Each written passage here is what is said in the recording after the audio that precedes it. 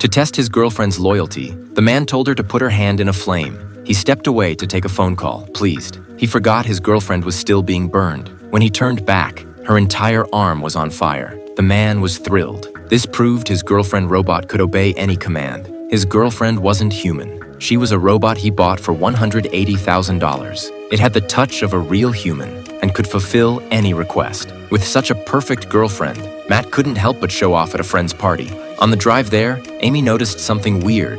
The GPS didn't show the roads around them. Matt thought it might be a private area, so it wasn't on the GPS. They didn't think much of it. At the door, Amy suddenly stopped. She worried the party guests wouldn't like her. Amy didn't know she was a robot. She wanted to get along with Matt's friends. With Matt's reassurance, Amy entered the villa with him. The host was surprised. He hadn't expected Matt to find such a perfect girlfriend, but sharp-eyed Amy caught a hint of greed in his gaze. The next day, everyone planned to go to the lake, but as they were about to leave, Matt said he had something to do.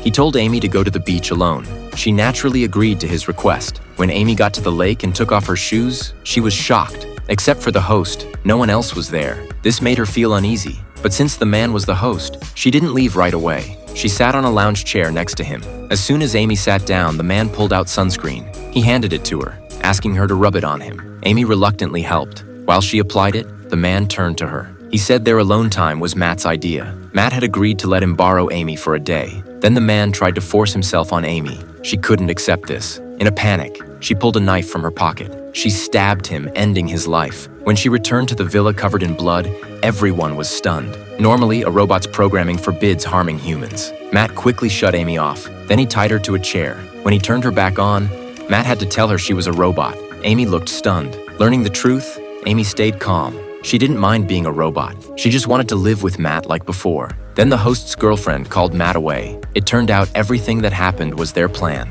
They opened the man's safe. Inside was $12 million in cash. Everyone there could split it. Amy could bypass the no-harm rule because Matt used hacking software. He had altered her programming. All they had to do was reset everything. Then they could pin the blame on the robot. They had already called the police. Now they just had to wait. But no one expected what happened next. In the living room, Amy overheard their conversation. She tipped her chair over. She used the knife to cut herself free. Now Amy was ready to unleash an unexpected revenge on them all.